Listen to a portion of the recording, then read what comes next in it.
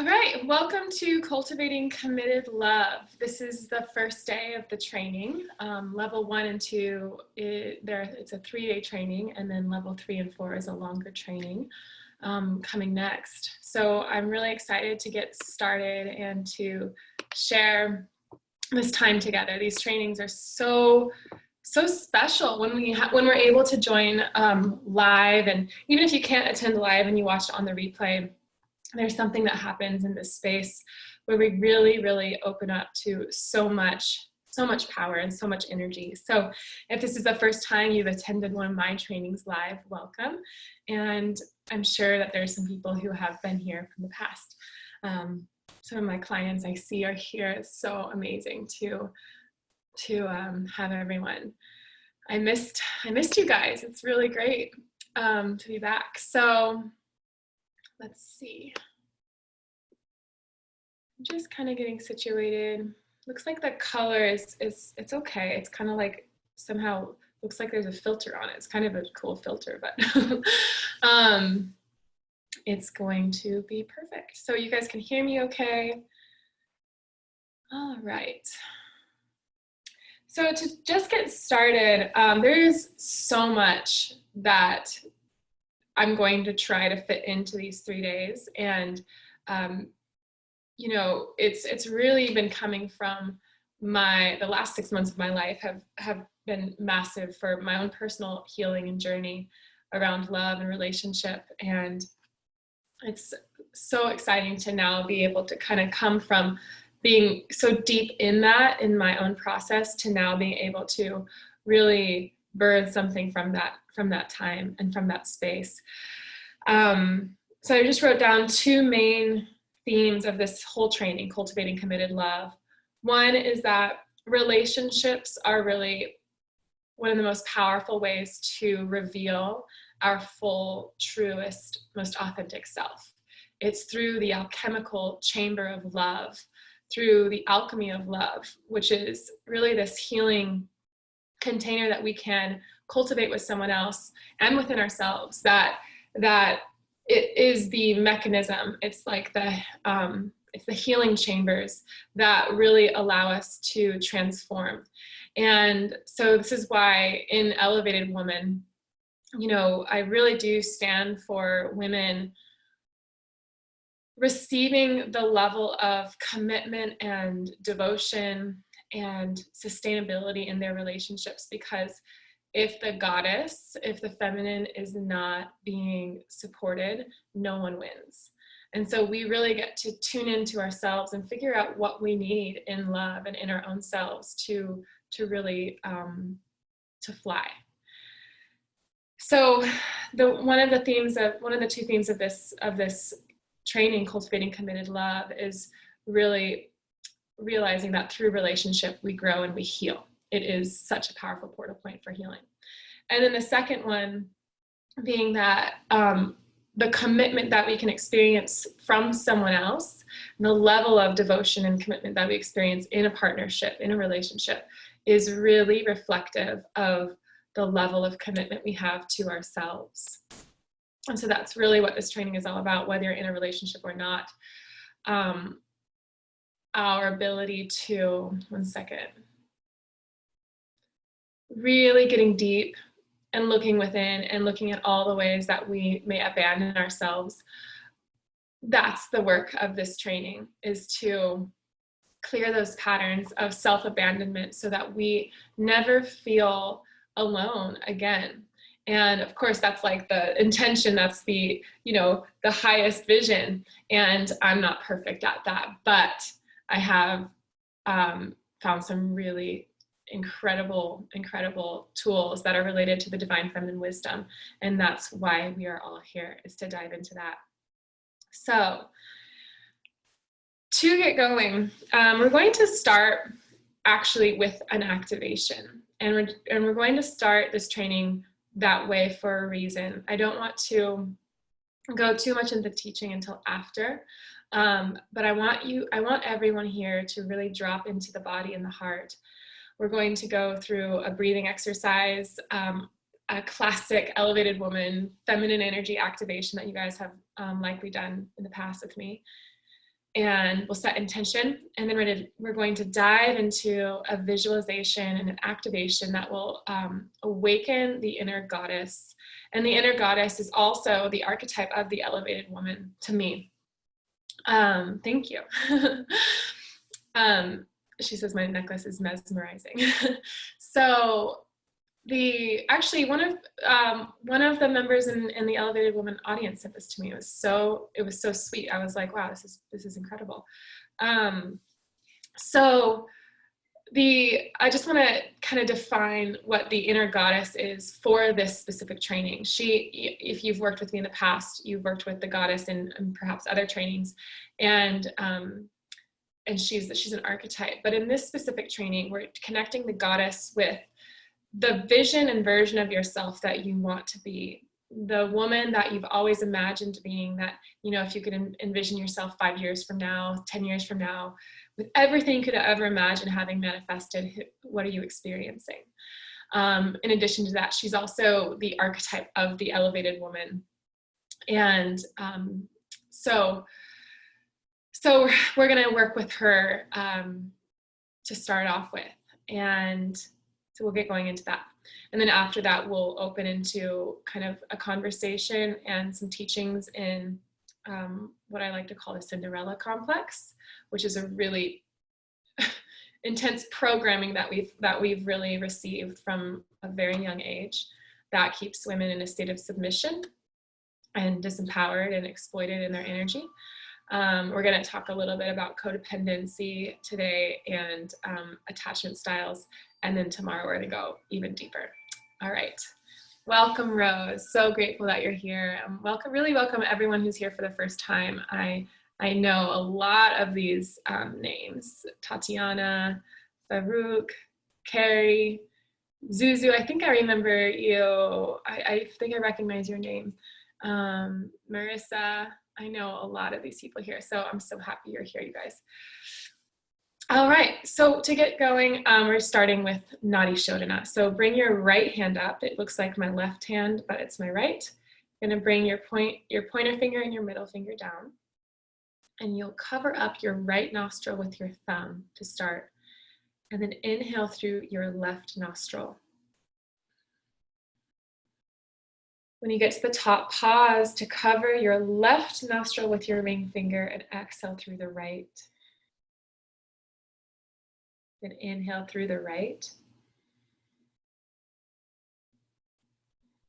Cover your right nostril at the top of your breath. Exhale through your left. Do one more round with our eyes open. Inhale through the left, unless you already know this breath.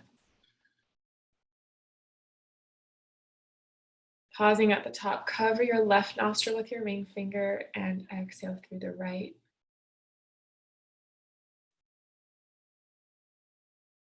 Now close your eyes and continue. Inhale through the right.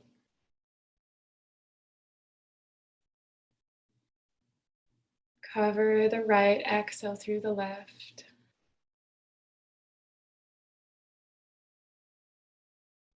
Inhale through the left.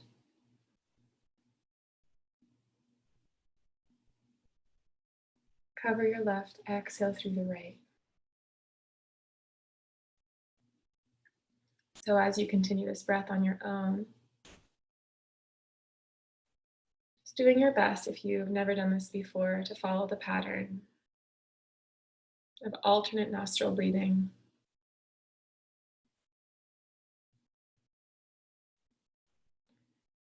You switch your fingers and you switch your nostrils at the top of the inhale. Begin to slow down your breath.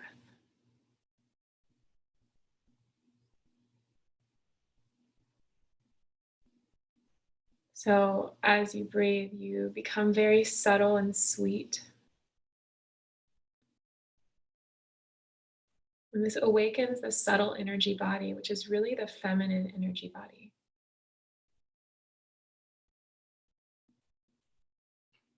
It's the yin energy, the softness, the subtlety, the water that gets into the crevices, the water that carves out rock through its gentleness. the fire that burns down buildings through its softness. This is what your breath is right now. And this breath pattern is to support you to clear your energy channels. The energy channels carry Shakti, which is your divine feminine energy. It's your creative life force energy. It's your sexual energy, and it's really the most valuable energy on this entire planet.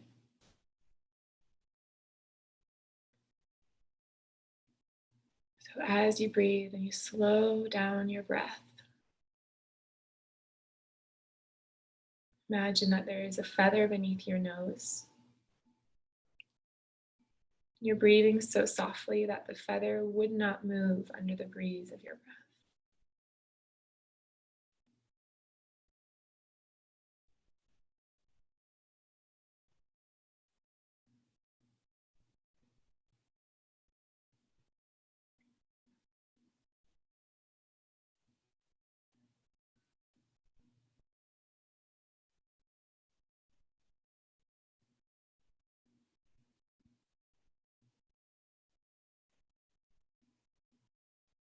And bring your awareness inside. Your thoughts become aware of your inner experience of what it's like in the darkness inside of you.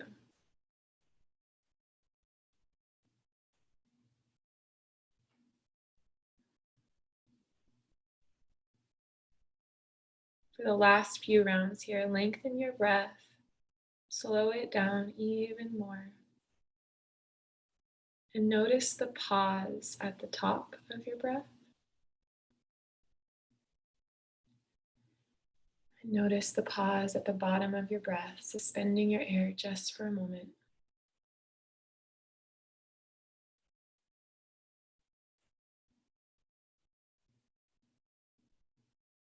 You realize through this breath, we learn a lesson of the divine feminine wisdom, which is that the softer you are,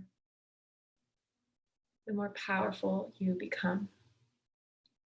That this breath, as you experience it, gets softer and more subtle.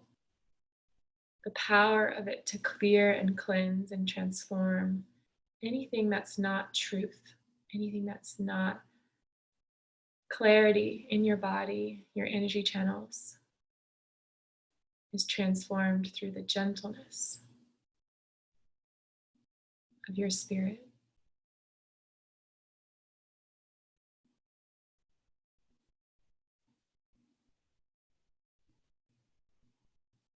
Next time you exhale out of the left nostril, let that be your final round.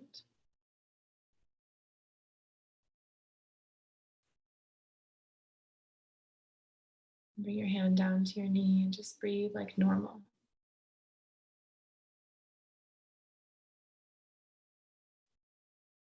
Notice if anything changes for you.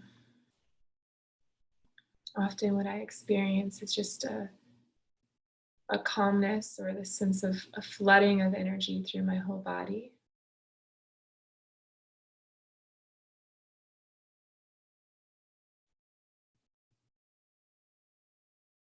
Take a deep, deep breath in.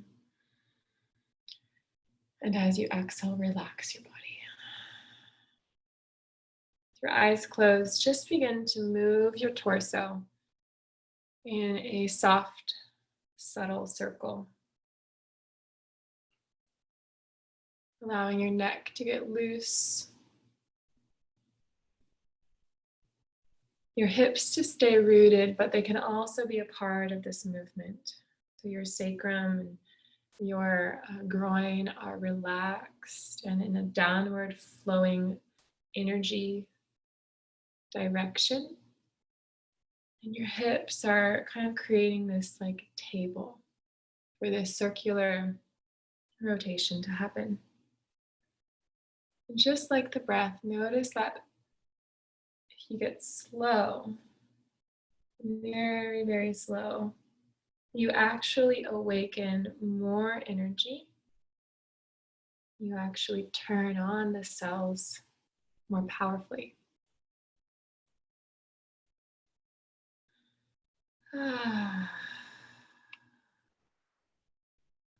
Now allow your movement to become completely dynamic, maintaining that slow pace, but allow it to take on a different direction or flow, maybe spirals or figure eight, different direction. Or if it feels good to stay consistent in the circle today, go for that.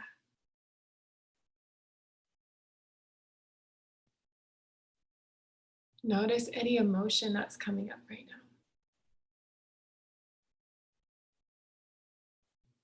Are you carrying sadness?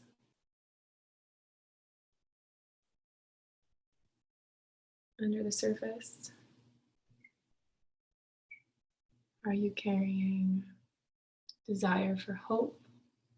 Just notice what's coming up for you as you really open the voice of the goddess,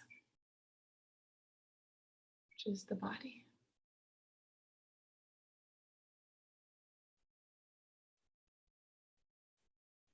Just taking a few more moments here in this beginning exercise to awaken your feminine energy. Notice how soothing this can be.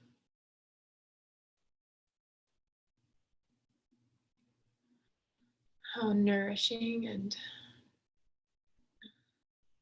calming and comforting this can be. As you send the message to your body that you're here to communicate, you're here to listen, and you acknowledge that there are probably many signals that your body has been trying to communicate. It doesn't have the ability to speak to you often through words. So just like if a baby is crying, sometimes we want to know what it's wanting. And sometimes we don't know.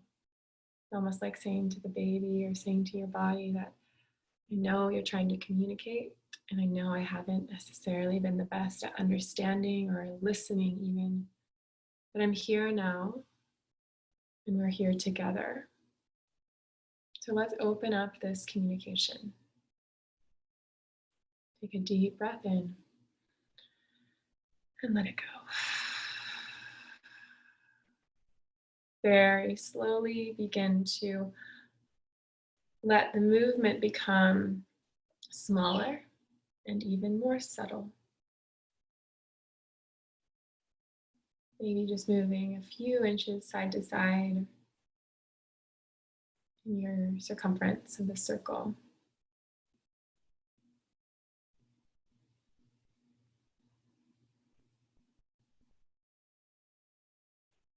Until you get so subtle in the movement that if someone were to see you, they couldn't see that you're moving physically, but there's still slight movement.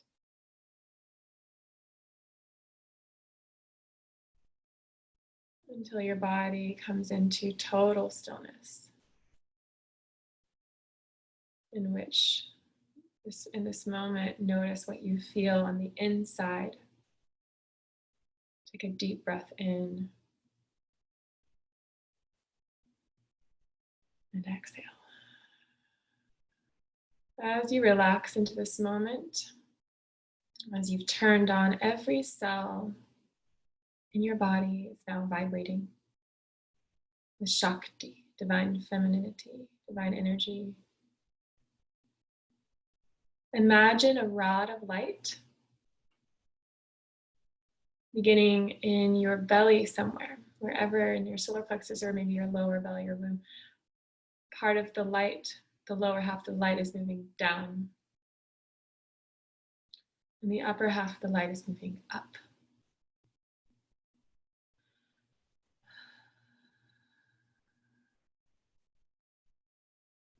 So you're rooted and lifted at the same time, knowing that you're completely safe.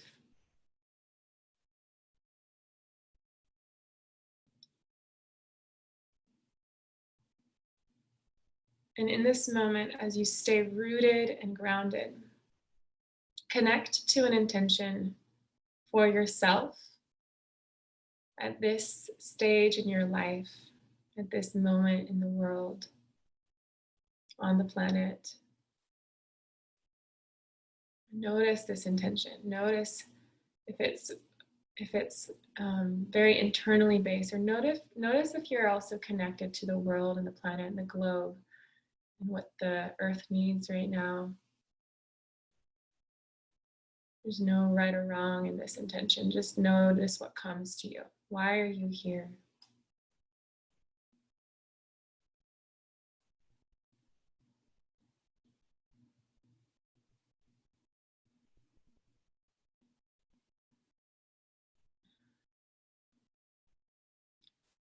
And I'm just going to let you all know that you being here is actually massive for the whole world.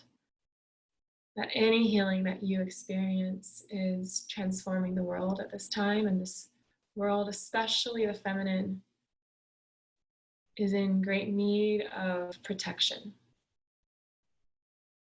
As the hypersexualization of the feminine, really, it just continues.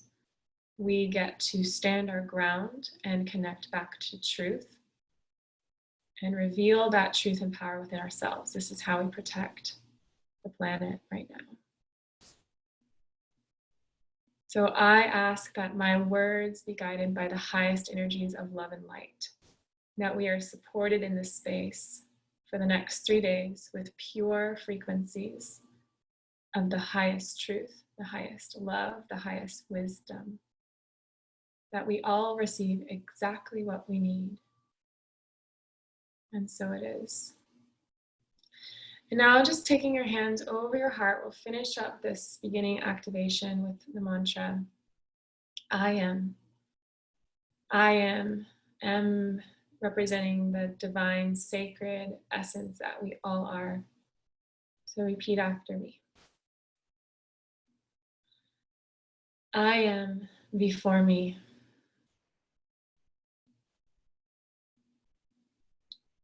I am behind me.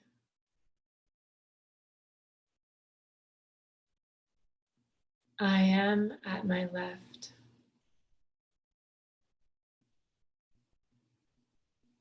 I am at my right.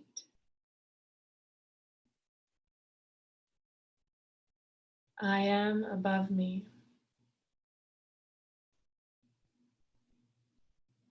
I am below me.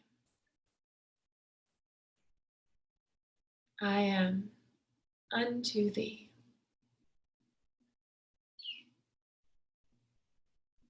I am, I know I am. I am, I know I am. I am, I know.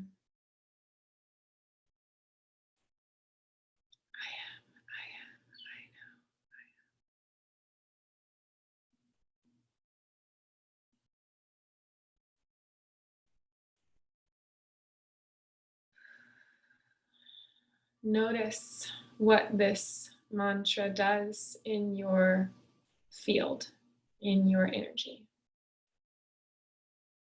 Notice if you feel your frequency instantly elevate to a higher plane. And recognize that really the intention of this space, this whole program, this whole training, everything that is taught in this space is really about lifting our frequencies and revealing, returning to the truth, which is that we are pure, sacred energy. And that when we embody and understand ourselves as this, and we identify as this, there's no room for the ego, there's no room for fear, there's no room for competition, jealousy, or distortions of any kind. And in that embodiment, we attract the highest. We attract the highest forms of love, relationship, highest forms of money and abundance, highest forms of health and wellness, and highest forms of love and intimacy and relationship. Take a deep, deep breath in. And I want us to just open our eyes briefly and come back to this space, come back to the world just for a moment. We're going to go back in, but we're just going to integrate what we just did because it was really deep energetically. So just for a moment, come back into this space. And if you feel inspired to write down your mantra or write down your intention, whatever came to you, or write down anything that's come to you so far, feel free to do that just in the next minute or two. And other than that, I just want us to take a moment, and you can kind of like look off in the distance as far as you can. And perhaps notice the room around you, the corners of the wall, and sense into your body. Feel your feet and your legs.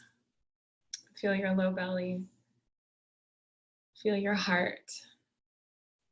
And you can even stretch or kind of squeeze different muscles. And this is just helping to integrate the frequencies into the body. You can even scratch your head.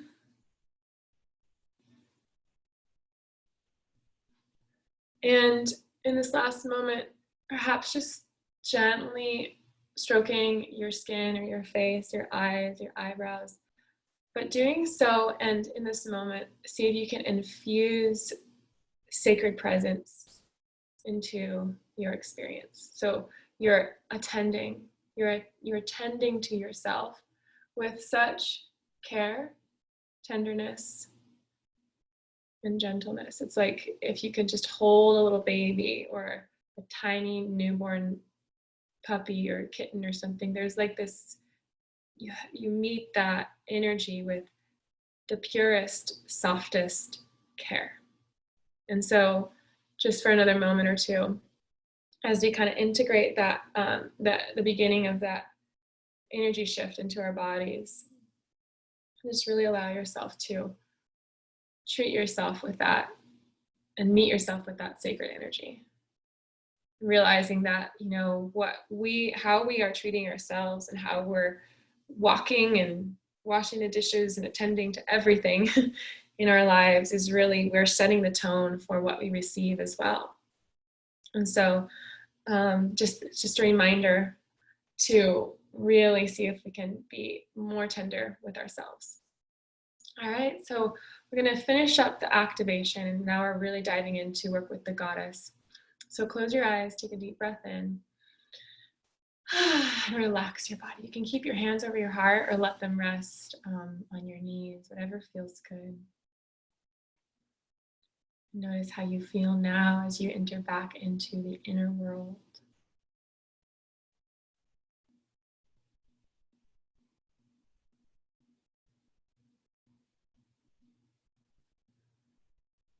Take one more deep breath in. And as you exhale, relax deeply. If you have something to lean back on, lean into the couch or the chair, whatever you're sitting in. If you don't, just allow your energy to lean back. As you open the whole front side of your body, you can almost imagine a hand supporting you from behind, a big, massive, giant, sacred, gentle, nourishing hand. As you lean back into that support, the full front side of your body can open up as you receive.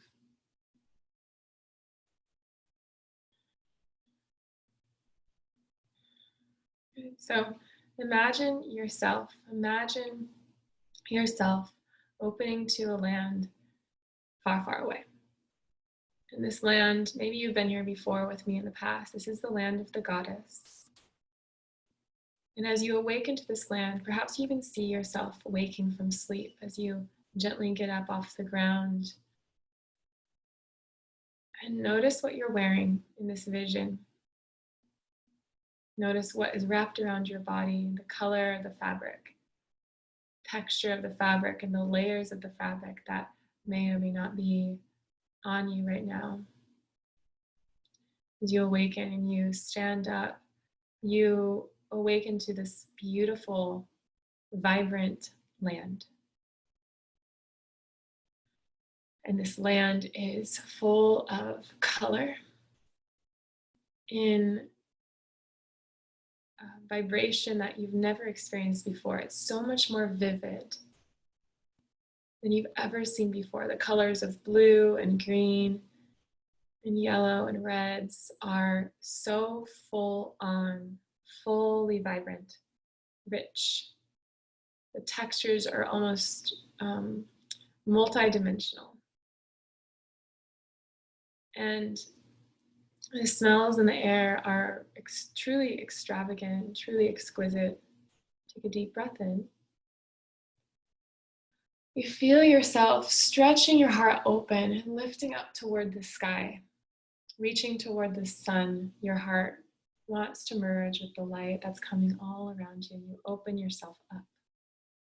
Maybe you stretch your arms wide. Maybe you spin around in a circle in this vision and just spiral and play in expression. You feel wide and open and expansive here, and your entire body is clear.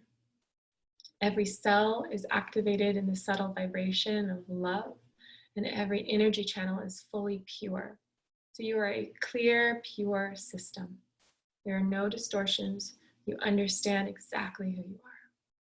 You are completely free here to be and to be revealed in your full truth, your full beauty. As you begin to walk on this path, or no path at all, feel your hair behind you and the way that the wind just picks up the hair and rests it gently down on your skin, on your back. How it wraps around your body, perhaps. The lightness, the coolness of the breeze. Take a deep breath in.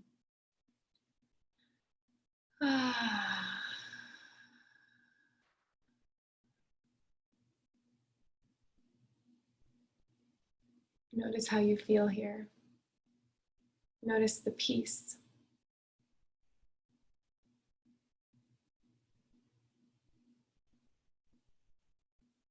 Notice the peace inside of your body and the ease that you experience embodied in yourself.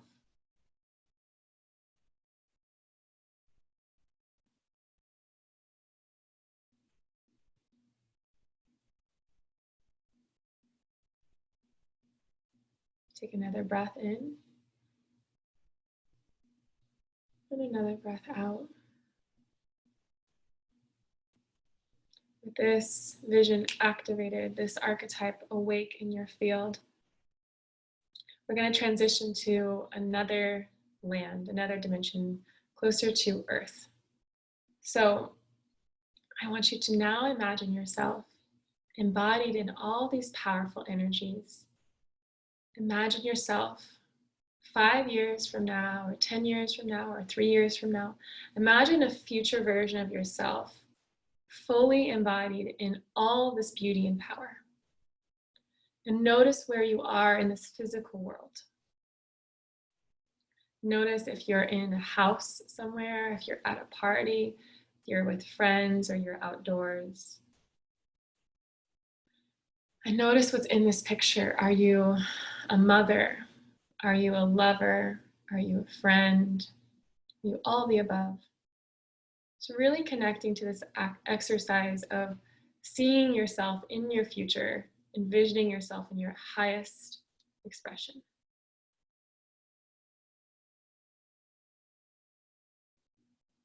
I'm just going to list some words and see if these words resonate with you. I'm not going to list all the words that you feel, but I'm going to list some frequencies. Every word is a frequency. Some of these energies, and just see if they become awake and alive in your body as I say them. In this vision, you see yourself really long and tall in your posture. So there's a sense of dignity and honor and self-love and grace. There's a deep sense of inner peace.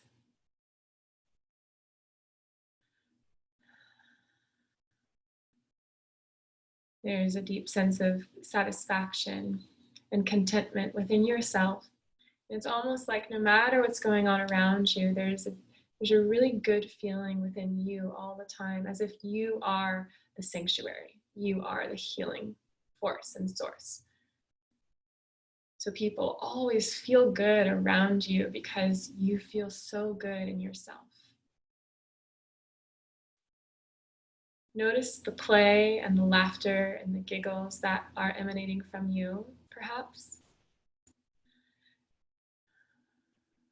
And notice this deep, this ability to be in silence, this ability to be in connection with your higher self and source and spirit, to be in silence when there's activity around you, as well as when there is stillness around you. When you're around other people or when you're alone in nature, just notice this deep sense of inner tranquility and peace within your heart.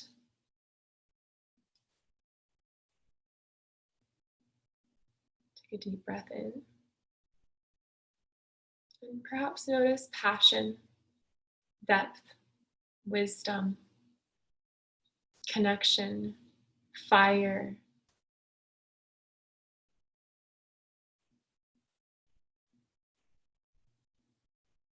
Notice all the emotions powerfully active in your heart, purified and toned into the highest frequencies of every single emotion.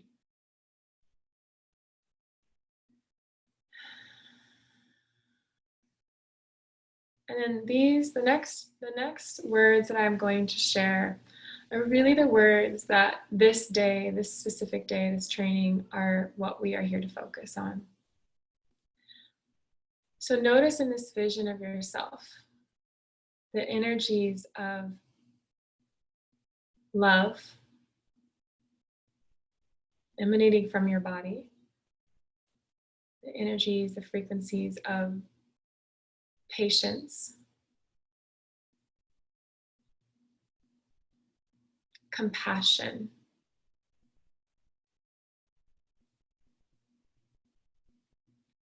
gentleness, acceptance,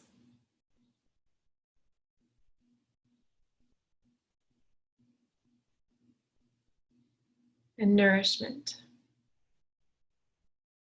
Awaken your field.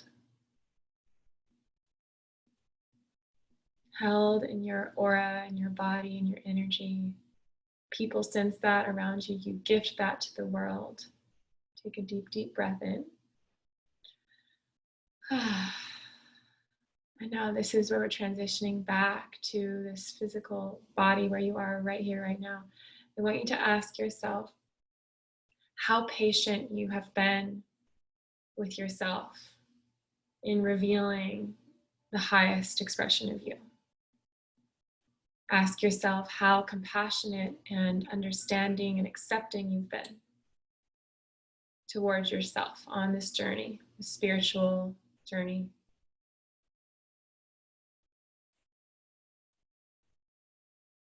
Ask yourself how gentle you've been on yourself, or perhaps hard you've been on yourself on this journey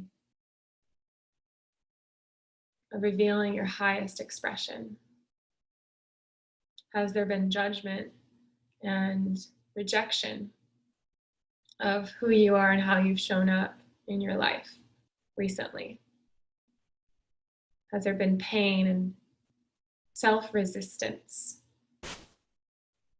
because you aren't this woman that you expect yourself to be?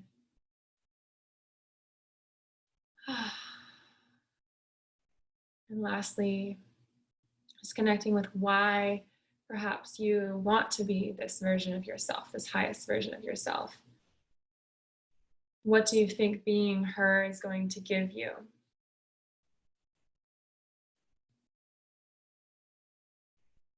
What does her definition, her archetype equal for you? Take a deep, deep breath in. Place your hands together, your heart palms touching, and just bow in chin to chest.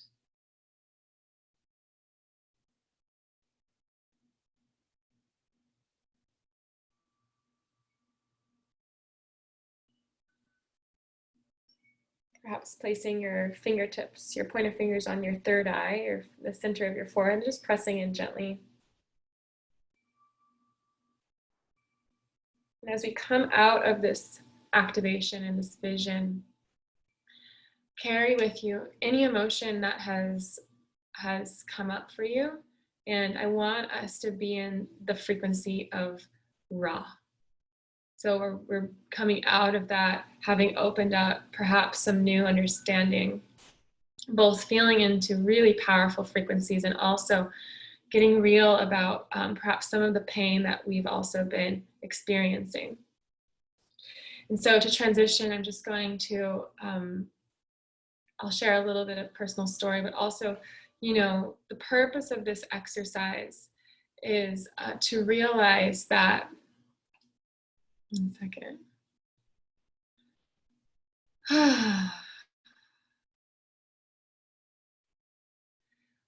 The most important thing that we do right now as a world, I personally believe, is to build up this ability to discern what is true and what furthers our distortions, what takes us farther away from the truth. And there's so much programming that has happened, especially with the increase of technology. It's just so many images and words and sounds enter our subconscious mind and our heart, which is the receptive feminine principle. And we begin this process of generating, we regenerate whatever codes we receive. No matter if they're high frequencies or low frequencies, we begin to reproduce these images and sounds into the world. We become the source of the frequencies we take in. So what this training is a lot about, and all the work I do here, is deleting, detoxing, and saying no to these programs and conditions that cause us a lot of pain and that perpetuate distortions. So distortions are anything that take us away from our truth. Every single human is a unique mathematical code. We're an organization of energy that's unique. It's like this, I call it the core code. But what happens is with the conditions that we bring in perhaps from past lives, these karmic imprints, that those can adjust our core code and kind of like put little weird things in them. So that's one of the things that creates distortions. Another is how we grow up when we're children. Obviously our parents have a lot of distortions, and so we absorbed a lot of those, or the conditions we received as little ones, that can also disrupt our pure coding system. And the disruption is really kind of just placing these blocks of energy that don't belong. The belief that you are only going to be valuable and beautiful if you have a certain body look, or like if you experience any form of trauma, any form of abandonment, emotional, psychological, physical, as a child, these get stored in our system, in our coding. And this is why it's so important to become aware of them, because we are all built at our deepest level to receive, and we're all built to receive the highest energies and to receive infinite abundance. And, we're all meant to truly thrive on this planet in the 3D world, but we all are not often. There's so much anxiety and depression. Anxiety and depression are distortions. They're not our truth. So many people have stomach aches after we eat. And my boyfriend and I were talking about that. And I was telling him, like, when I was before I've been really figuring out my health, I had these stomach aches almost every day or all the time. And I was like, it was becoming so normal. So many things have become normalized in our society. Anxiety and depression is not normal. We actually should not be dealing with these distortions at the level we are. But unfortunately, rather than having awareness of what's going on, there's actually more of a push toward perpetuating the things that create the distortions in the first place. The fact that we're all plugged into our technology even greater now is pulling us farther away from our spiritual alignment and deeper into this distorted reality. And the farther we get away from our spiritual reality, the less we can discern the truth. So it's kind of like when if you've exercised and kind of been taking care of your body, you're more inspired to eat something that feels good. But if you've kind of had a few days of spiraling out of control, you're more likely to eat something that's not great for you. So it's that same function. The less clear we get, the more inclined we are to perpetuate those distortions. So what some of the distortions that we're talking about in this training, level 1, 2, and 3, and 4 later, are distortions of anxious and avoidant attachment style, distortions of codependency, distortions of love addiction, which is actually really, really common. And let's see, and a lot of just the programming that we've received as women. So, but what's super important, and the reason I started this whole training off with that activation and visualization, is to actually have healing happen. We, rather than approach it with this energy of resistance, like I personally have struggled a lot with patterns. It's not been me, it's been patterns, programs of anxiety, of anxious attachment style specifically, of codependency, and of love addiction. These are all distortions that have been in my field that I've struggled with. And there's been moments where, and I know so many women can relate with this because I work with a lot of you, and I know it's something we all can experience. But that feeling of when you're repeating a pattern that you don't want, perhaps it's an anxious attachment style pattern, and you're feeling really anxious and upset because your partner hasn't texted you, and you're making up all these stories, and your body is going into this stress response. And meanwhile, things are likely okay or perfect, or maybe they're not, but you are suffering. And what this is really about, these the next 2 days and beyond, is about rather than identifying with those patterns and feeling like you're always going to be caught and stuck in those distortions, realizing that they don't belong to you. They're really like, I like to say, they're actually like birds that have flown inside, a bird that has flown inside and it's been trapped inside, and the bird doesn't want to be there. You don't want the bird to be there, and there's chaos inside because the bird's kind of flapping around and trying to get out, maybe knocking into windows and just knocking things over. And we can identify with that bird because when, let's say, our inner child, which we're working with tomorrow, when the inner child is freaking out, the little bird is trying to get out, the distortion is active in our field. It doesn't belong with us. The bird does not belong inside. Anxiety does not belong with us. Depression does not belong with us. So if you're feeling uncomfortable, it's a sign that whatever you're feeling doesn't belong with you. It's not who you are. And so in order to actually clear and heal them, however, if we are impatient with ourselves, if we're unloving, if we are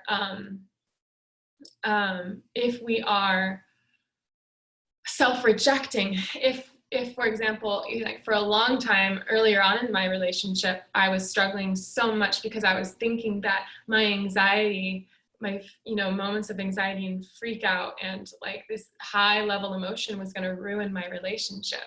And I had this belief that I rejected so much of myself continuously. I was rejecting myself. And I kept having this story come up, which was, if I don't get rid of this, I'm going to ruin my relationship. I'm going to self-sabotage.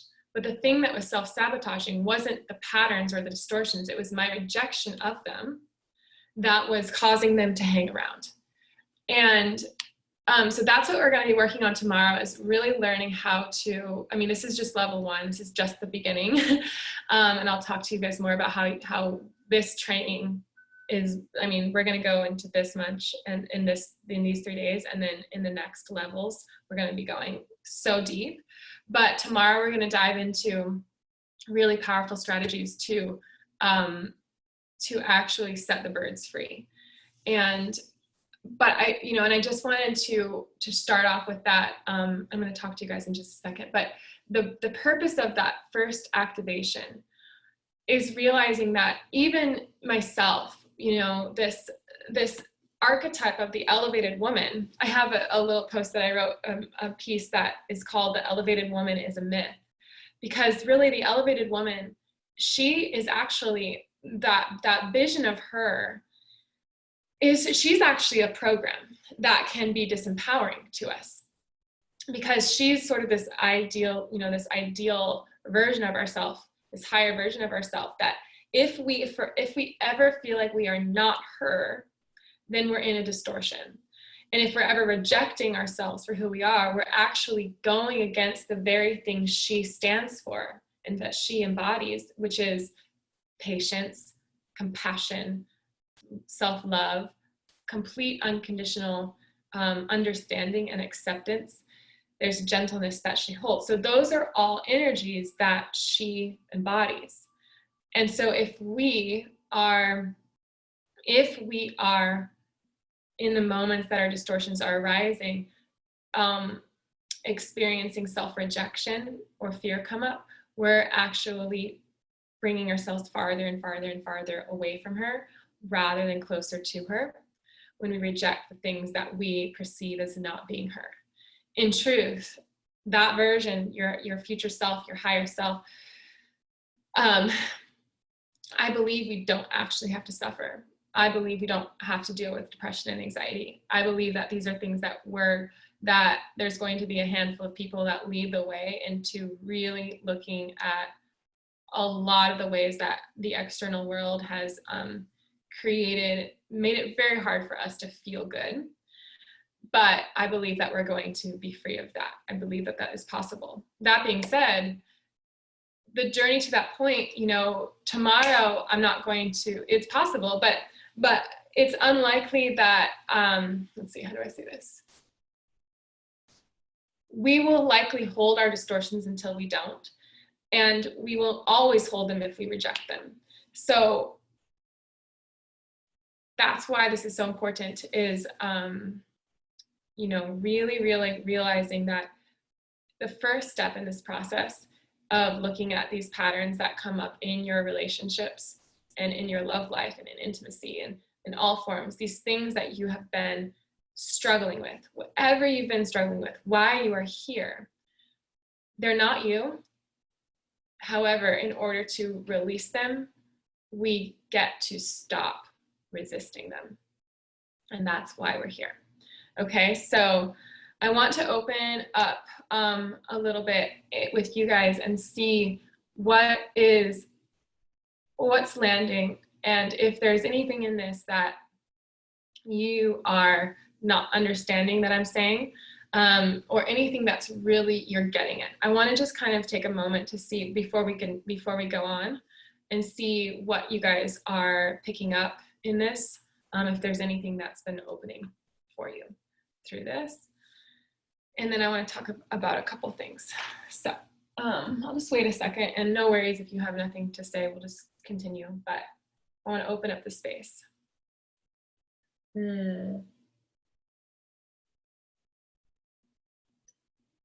Makes a lot of sense, gives a huge sense of relief, yeah.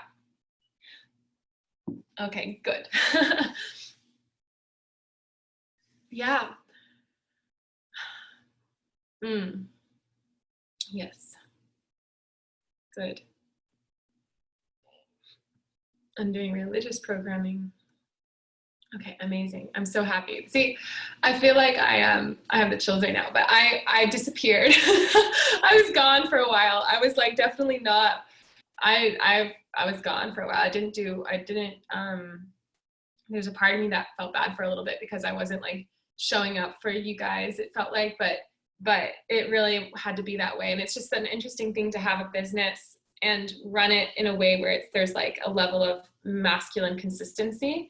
But also it's like I learned in the last 6 months that, I mean, we are also, creativity is the feminine. And if I just went through this deep birthing process, you know, and it's like, I can't even begin to tell you guys how much content we have to work with now.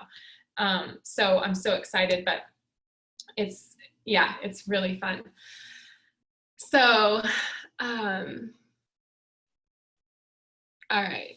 So the reason also that I started with that, that activation is I went through that process where, you know, I was working with my therapist in EMDR for a while, and she basically like wouldn't, and just so you know, I think we're going to make these trainings about 75 minutes. And we'll see if this first one's a little bit longer.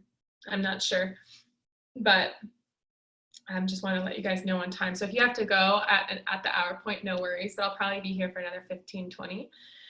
And tomorrow we're going to dive deep again. So today was a really deep energy clearing activation. And tomorrow we're probably going to go more into kind of like the mind and the heart and do more in that way. But definitely an activation tomorrow as well. So I was working with her and she was refusing to do EMDR with me.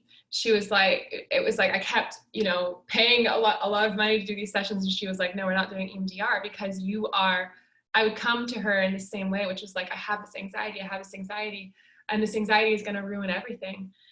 And it took me months to realize what she was saying when she was saying, you're abandoning yourself, you're abandoning yourself, you're abandoning yourself. And really realizing that, so she describes anxiety as not doing something you should be doing or doing something that you shouldn't be doing. And I thought that's really an interesting definition for it. It's powerful. So I was on this journey of just like struggling, honestly. And I kept having that thing come up where I was like, gosh, this anxiety is going to ruin everything. And I was resisting it so much. And then I started to really learn about, you know, these pieces started to come in. And one second.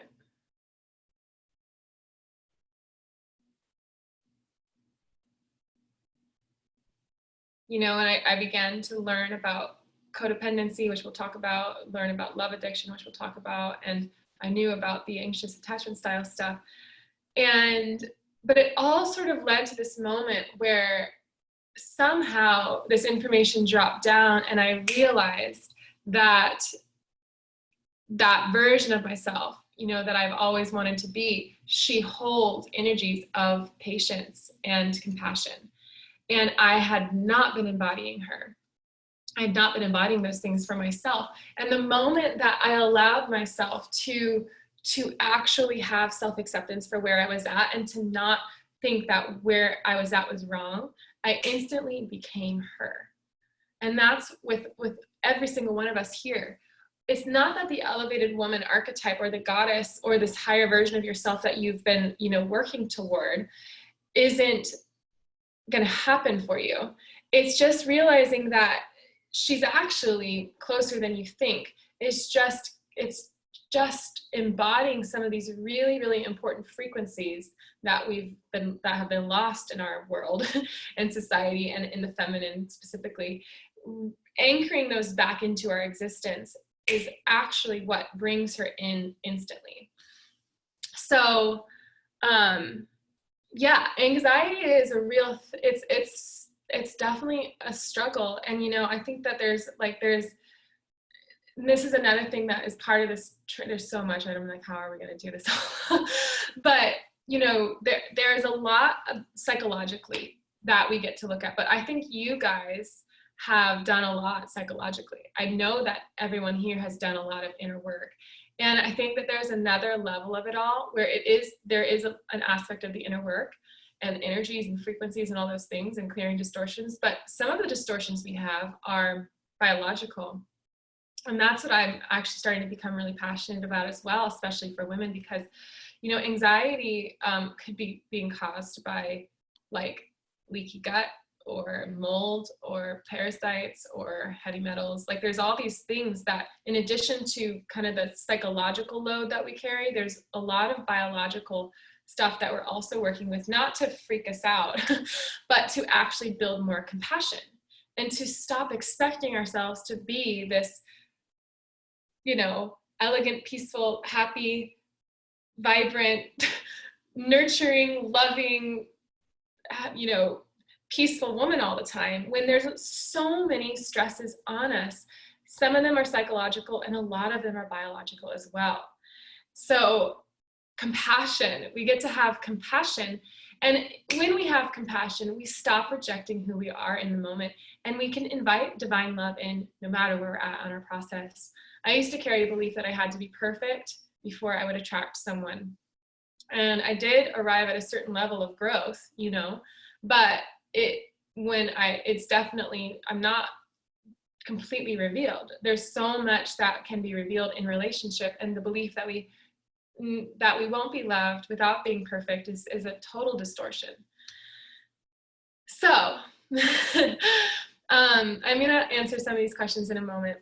I do want to talk a little bit about, you know, a couple of these aspects. So one thing that we'll talk about tomorrow, I believe, is this whole idea of once you're actually in a relationship, relationships with anyone, whether it be, you know, you and your child, or you and a parent, or you and a friend, or lover, or a client, anyone, whenever there's conflict in the relationship.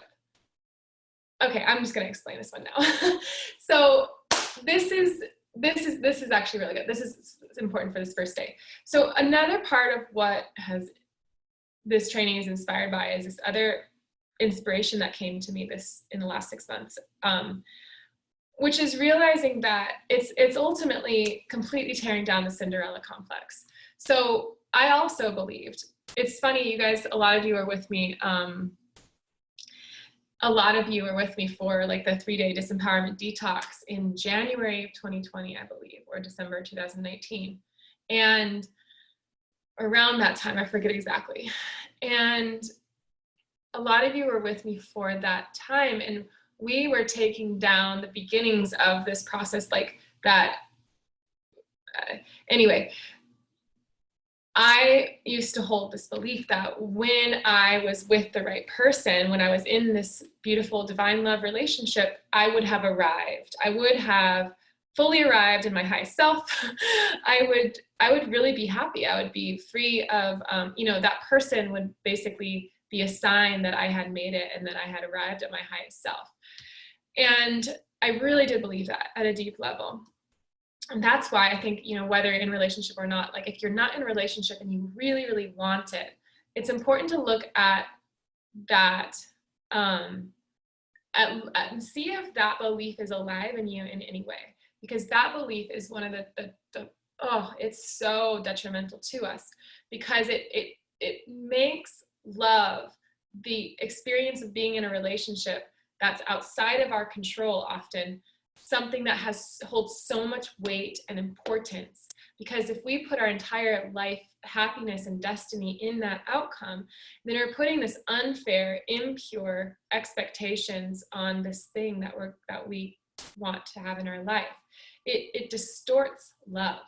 It distorts relationship. It's not pure. It's not true.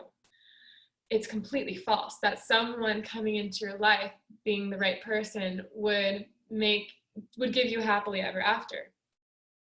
So if that's alive in your field at all, which it is in most women, it's actually very much working against your ability to attract divine love. And if you're in divine love relationship, or if you're in a love relationship, it's very much working against your ability to have that satisfaction and joy that you desire.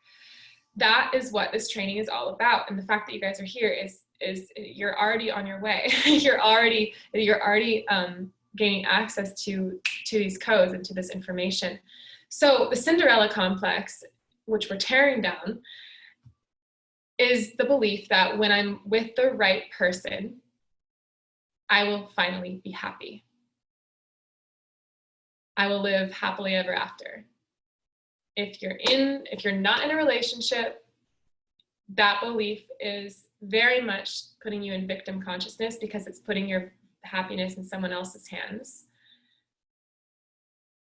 You're avoiding responsibility.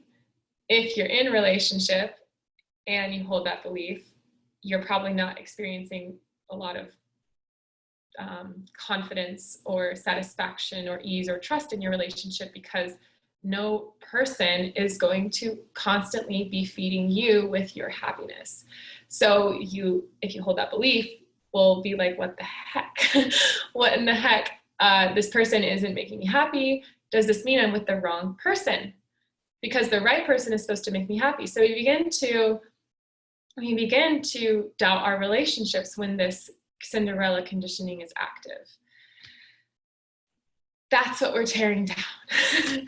It's a distortion, it's a program that is here to exploit our feminine power and energy, keep us in victim consciousness, and continually drain us. All right. So I'll bring this visualization in, and then we'll do the next one tomorrow or the next day. But so if you imagine two people meeting each other, seeing each other from across the room at a party, let's say, and they orient toward each other, and there's immediate attraction, and both people are like, oh my gosh, who is that? And there's this orientation toward each other. So you see my hands are in the field right now. So these two people begin to move toward each other as they get to know each other, as they maybe build a relationship and date and get to, start to really get bonded and to feel really, really good. And then maybe they get together, and there's this like honeymoon phase and this honeymoon period, and it feels so good and it's so fun. And it's like, oh my gosh, I'm with the person, I'm with my Prince Charming, or I feel so happy, I feel so good. This must mean I'm with the right person. And so you're in a relationship, maybe you start a relationship, and that's the beginnings of the honeymoon phase. During the honeymoon phase, however, what we don't see in this frame are the shadows. Person A's shadow and person B's shadow. They're outside of the frame. So they're slower to come to the party. When these two people get together, let's say during the 6 months or year of the honeymoon phase, slowly but surely the shadows begin to work their way into the picture. And so at a certain point, the shadows bounce right in between the two people. So it's person A, shadow, person B, shadow. When relationships start to get tough, what's really happened is you are looking across at the other person and seeing your own shadow, and they're looking across at you and seeing their shadow. The shadows are invisible, so we think that the pain and the discomfort is showing up because of the other person, and we can blame and think the other person is doing something wrong. We can want to change them. Really, what's happening is we're finally working with the distortions that have been unresolved and uncleared in the fields. When we think that, when we don't see this clearly, we can think that the other person is the source of the pain. Sometimes they are. It's true that there are many relationships that are not meant to be together. But if you've attracted someone into your life and they're not healthy at all, then you still attracted them, and that's your shadow doing that. So it's actually still on you if you're with someone who's not a good, not in a healthy space. It's just simply, if you're in a relationship with someone who's really not in a healthy space, it's just a reflection of something that you're needing to clear out of your field. So we're still not in the victim consciousness. We can't be ever. So this is when, things get tough and hard, and you can begin to say that, yes. So that's when things can start, like the honeymoon phase starts to go away, and you're like, what the heck? We just got into a huge fight. What the heck? This feels so scary. This feels so uncomfortable. I don't know if this is going to work. This is so scary. It is the shadows shaking things up because they don't want to be in you anymore. They are wanting to clear and heal. So this is what we get to do. This is what this training is all about. The next, level 1, 2, 3, and 4 is all about this. We're taking those shadows and putting them where they really belong, which is not between the two people, but outside of their relationship. So rather than being completely out of the picture, these shadows, it gets to be shadow. I don't know why it's getting blurry like that. It's shadow, person A, shadow, person B. But the shadows are outside of the relationship. Any relationship in any moment is actually pure. Every relationship, even if there's conflict, it's not the relationship itself. It's not the two people. My relationship with my mom, which has been a challenging one, it's one that I've been working on healing, it's actually always been perfectly pure and clear. There's been nothing ever in between us in reality and truth. It feels like there's something upsetting about the way she shows up, or vice versa, because there's something in my shadow that I let get between us, that how she shows up triggers me, and I think it's her, but it's really something in my shadow that is wanting to be cleared and cleansed. It has nothing to do with her. Her and I are good. Me and my boyfriend and I are good. We're always good. If anything ever shows up, it's the shadow it's the shadow. If we ever get triggered in any situation, it's never the other person. It's really just activating something in the shadow. It could be the shadow wanting you to honor yourself, or actually not abandon yourself. Use your voice, ask for what you want. So these are just some examples. So this brings us to the power of divine love, and the power of alchemical relationship, and the alchemy of love, and the alchemical chamber of love. That's what this training is all about. Love relationships are here to purify us. They're here to make us bulletproof to the whole world. They're here to do that by triggering us and showing us where there's still distortions in our field. Because love is the strongest frequency, it's the frequency that trumps them all. It's the highest, purest, it's the frequency that every other frequency ultimately births from. Love relationships are our greatest teacher, in my opinion. That can be with a child, that can be with a friend, that can be with a parent, can definitely be with a lover. Often with the lover is so huge. Probably with the child is really huge. So, and I just want to, so we'll just jump to the alchemy of love and the alchemical chamber of love. And then we'll probably end today with that. And I'll answer some questions, but there's a lot more. All right. So really quickly, I'll just define codependency and give an example of like love addiction, which are things that we ultimately can transform in the alchemical chamber of love. So I'll tell you more. I'll tell you a personal story tomorrow. It's very embarrassing, but I'm just going to tell you it's okay. So codependency, I, for the longest time, was like, what the heck does that mean? I could not understand it at all. I just did not understand the definition ever, no matter what. I think it was because I was probably one of the most codependent people I know. And codependency, we associate it with like being in a relationship with someone who's an alcoholic, or, being the child of an alcoholic. But codependency, I believe most people have a level of codependency active in their field, because it really, someone who's in an addiction they're constantly abandoning the people around them for the thing that they're addicted to, but it's not personal, because there's so much pain in that person that the addiction it's all about, running away from that pain, no matter the cost of the other person, because the pain is outweighing in that moment. But, as kids, even if, for example, I think me personally, I was very well cared for in lots of ways physically. But on the energetic, emotional spectrum, I was at such a high level. My parents likely wanted to meet me there, but I just came in at a different level. And so I wasn't met energetically and emotionally, spiritually, really.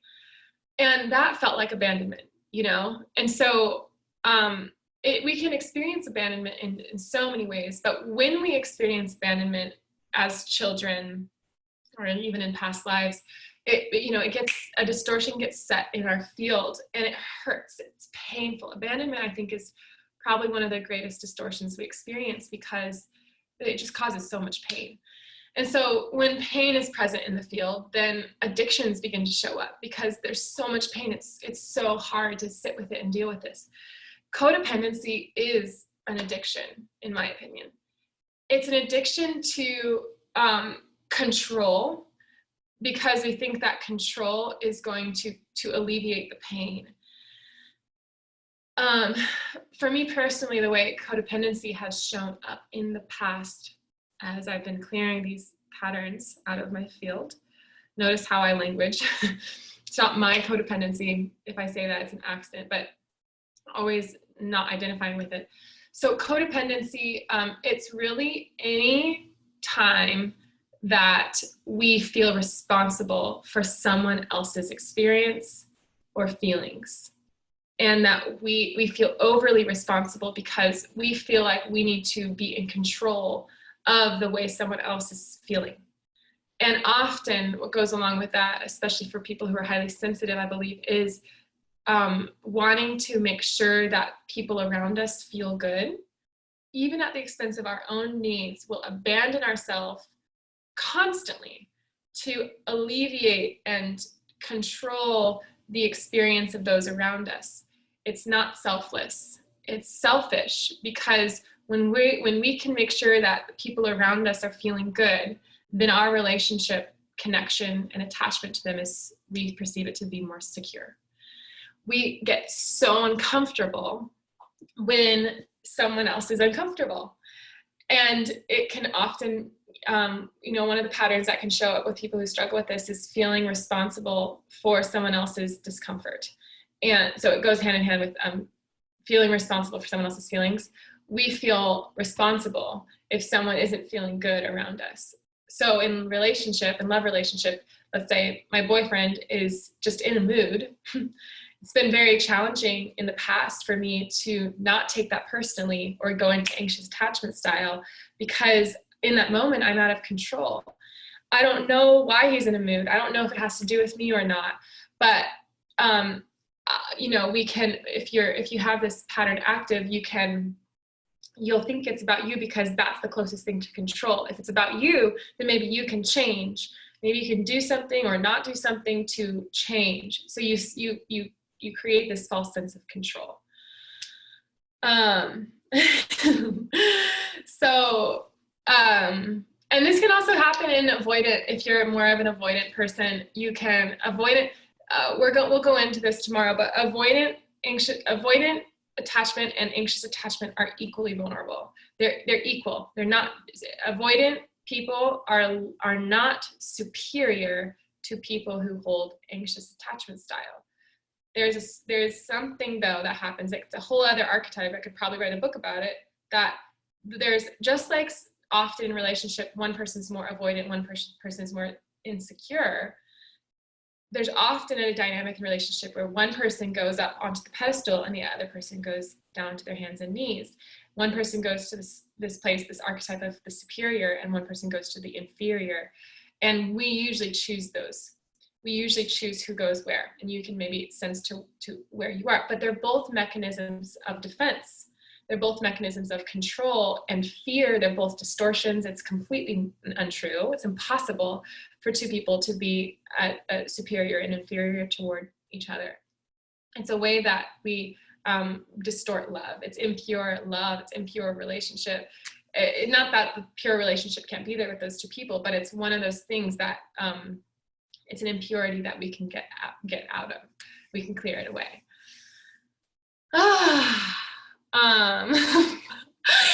Okay, so I hope this is kind of lighting some, lights for you guys. And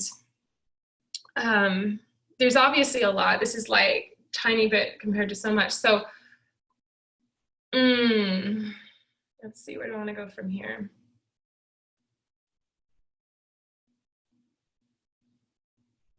All right, love addiction. So we just talked a little bit about codependency, a little bit about anxious and avoidant. Love addiction.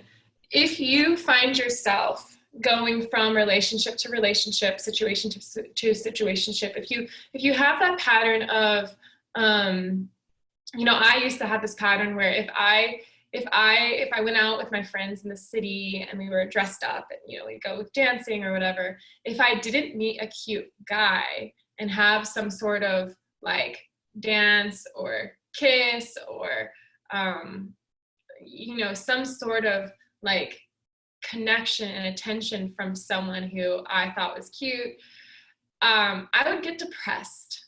I would literally get depressed. It would be like a failure of a night kind of thing. It wasn't like hunting. I was fiending for a drug. And the drug was this love addiction high that comes when you get attention and attention from someone outside of yourself, you know, a partner or a guy, and you get this reward thing that goes off. You get dopamine and serotonin and endorphins, all these things, oxytocin, all these things begin to flood your system. And so love addiction can be present in the field of someone who has gone through abandonment in any way, trauma in any way, because there is that deep pain and void within. And when we don't know how to tend to that pain, the only way we know how to deal with it is by getting it met on the outside, which creates those patterns of dysfunction and self-sabotage. And the thing about it is, when that drug of like, it's sort of like when you like drug addicts, like that first high is so high, and then there needs to be higher doses to get to that same level of high, because the receptors get turned off, or they just, you know, like they lose their receptiveness. They're not as powerful anymore to the drug. It's very similar to it. Let's say, so if you find yourself, I would go through this pattern where it was very rare for me to be in a relationship for very long at all, because that high would wear off, you know, and then under that, without the high there, like I would be able to turn on all these frequencies in my field that would make me highly magnetic, highly attractive. I was able to attract this drug very quickly. I had it available to me. But once that passed, I didn't really know how to do the next part, which was like the deeper commitment and the feeling that someone would actually want to be with me long term. Those were all things that were really inaccessible to me for a long time. And so if you and there's different like probably, you know, levels of love addiction. I'm not saying I'm like but I personally think that we all struggle with all these, you know, we can all struggle with some level of these psychological patterns or not, but it's not bad to look at it and to embrace it if you feel like you do hold these patterns, because the first step in clearing them is really seeing that they're there. So love addiction can show up when it's another form. Codependency is us avoiding our own pain. It's us avoiding the pain of the possibility of loss. It's us avoiding vulnerability. It's us avoiding rawness. It's us avoiding uncertainty. It's us avoiding all the things that bring up that pain. So we try to control. Anxious attachment style is another addiction. It's by leaning into the relationship where we are trying to get something outside of ourselves, and we're leaning into the relationship, but we're leaning away from ourselves in that moment. Avoidance lean away from the relationship, but they're also leaning away from themselves, which is the pain that's coming up. All of these patterns and distortions are an avoidance of pain, and they're all moving toward pleasure, some sort of addiction. Addiction is great, it's huge distortion. So love addiction, the pattern of love addiction, the distortion of love addiction is trying to get rid of the pain by getting that high, the chemical high from an event, a series of events outside of ourselves, but then never really getting that sustainable flow of endorphins, serotonin, oxytocin, all those things, because we're so needing the high. And that's been a really interesting thing in my relationship, because I know both my partner and I both held patterns of that. And so for both of us to get used to not having those highs anymore, we've had to actually accept that this is better. We've actually had to kind of go through a mental, emotional, psychological process to realize that this path, this path to me, which feels sustainable, is something to me that's better than those highs that were often exciting. You know, where you see a cute guy walking by and there's all that, it's like exciting. So, all right, so we definitely covered a lot, which I'm really, really happy about. I love you guys so much, and I'm sorry if you don't like it that I say you guys. I know it's maybe not the most feminine thing, but I'm a millennial and I just seriously grew up with it, and so it's just like how I talk to my friends. And I don't know, I've had people comment on those things in my trainings, and it's it's whatever. So thank you for being here and listening. This is like so big, so huge. I'm so happy that you're resonating with it. I know, I mean, I was in a little cave for a while, but it was for a reason. It's for all this new information. And all right. Oh, good. Yeah, exactly. So if you've been working hardcore on yourself, I think maybe the medicine is like just inviting compassion, gentleness, patience, all those words that we activated today into your field in a really strong way, because this is huge. I've never seen it anywhere like this. Good. I'm so happy to hear this. So we're going to dive deeper and deeper in the next 2 days. I will actually scroll up. I'm going to copy this chat and paste it in my notes, and I'll look at the questions that I didn't get to today.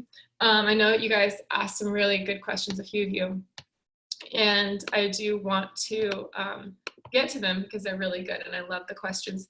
So I just, we kind of just wanted to, I guess we just opened up today with a lot of the content, but I don't want this training to go too long. So tomorrow, these are a couple of the other things that we're going to go through in this training. It's called manipulation to magnetism. So moving away from manipulation into true, pure magnetic power. Despiritualizing our identity. Realizing that we can get consumed in this spiritual identity and think it's like this, it's higher than other identities, and despiritualizing relationship, meaning it sounds opposite, but the highest form of a spiritual relationship is often when it's not as special as we think. We always, that pattern of breaking away from the special relationship patterns. We're going to talk about open relationships versus closed relationships and what I believe in personally around that and why. We're going to talk more about the alchemy of love and what the alchemical love chamber is. We're going to talk about, dive into healing codependency, love addiction, attachments, and really how to do that. And we're also going to talk about self-sabotage as well as vulnerability and rawness. That was someone's question. And vulnerability is one of the greatest teachers in this whole training. Vulnerability is one of our greatest codes. It really is kind of everything for our healing. If we struggle with any of these patterns, it's really looking at the relationship with the frequency of vulnerability.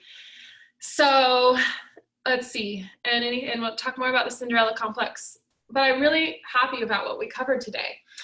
Also, if you are interested and you already know that you want to dive deeper into this work beyond these 3 days, there's going to be the level 3 and 4 of this training, which is going to be a longer training with me beginning soon after this.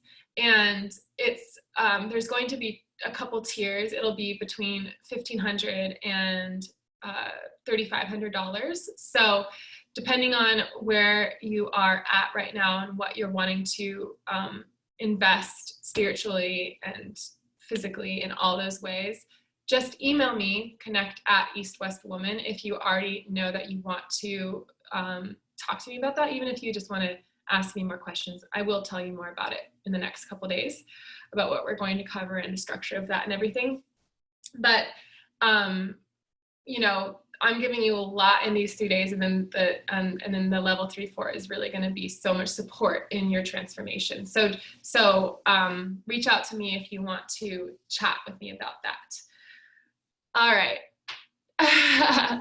So awesome session. So grateful to see your growth and to feel my own. Thank you so much. Super great to study again from you. Thank you, Zuzu. This is so dear to me, so much gratitude. Awesome. I'm so grateful for you guys. Thank you for being here. I might wear this exact same outfit tomorrow because I just got this and I really like it. So I'll see you all tomorrow at 12. Thank you for being here. And if there's anyone that you know that would appreciate this work and this training and this information, definitely send it to them, because I don't do free trainings that often. And so definitely share this opportunity. All right. Love you guys. I'll see you tomorrow.